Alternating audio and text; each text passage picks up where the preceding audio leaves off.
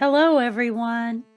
Today, for story time, we're going to read another Scribble story.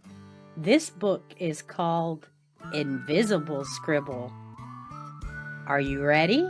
Great, let's go. Invisible Scribble. This story is strange, and I think you'd agree. It's about a scribble you just cannot see. Each day he would try to spin and twirl, hoping just once he'd see a bright swirl. But sadly, it was always the same. That's how he got his invisible name. All the other scribbles were such a sight. Red, blue, and green were oh so bright. Teal and magenta had an incredible flare, and yellow and purple made a perfect pair. Invisible would watch them frolic all day, but he didn't have the confidence to ask them to play. He worried he wouldn't fit into the group because he couldn't make a colorful loop. Lonely and confused, he stared at the display and said to himself, "Why can't I look that way? Why can't anyone see me instead of nothing at all? I wish I was good enough to be put up on that wall." Red could hear that Invisible was so sad and said, "Maybe we could help. We have color to add. What if Blue and I spun around really quick? Maybe some of our color would fly off and stick." Invisible was shocked that they were being so kind and said, "That sounds great if you don't mind." The three of them squiggled and began to play. Invisible swirled in his usual way, but this time he scribbled a light violet hue. He was finally seen. He felt so new.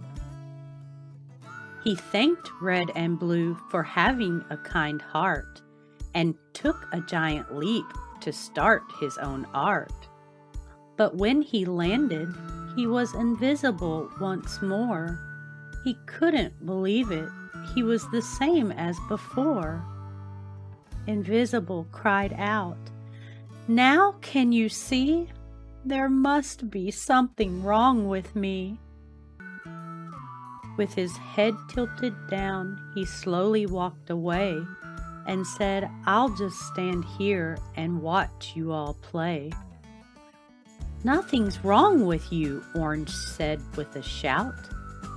"We are here for you. We will figure it out. Have you ever heard of the Fun Splatter Crew? They can change colors like chameleons do."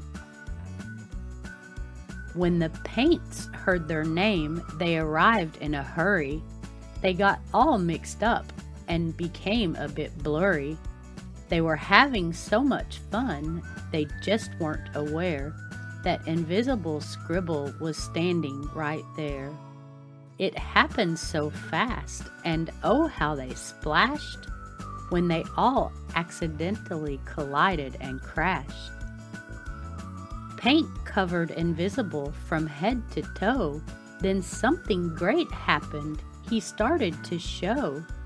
His form resisted the paint, and his color shined through. Invisible cheered, "My dream came true. I thought all this time I was invisibly drawn, but my color just matched the paper I was on."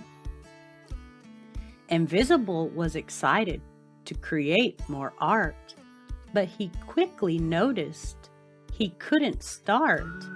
"I've run out of paper. I can't even try." But then he noticed a snippet nearby. Snippet was kind and knew just what to do, and said, "I have some paper in a colorful hue. I bet you could make a beautiful scene with some navy blue and forest green. Snippet grabbed the paper for Invisible to try out. I believe in you, they all said with a shout. Invisible jumped on to give it a whirl. You could see every twist and every swirl. He was so happy he yelled to everyone, "Let's all create! It will be so much fun!" Splatters filled the space above and below, and the snippets made structures all in a row. The scribbles added texture with wiggly lines. There were so many wonderful, bright new designs.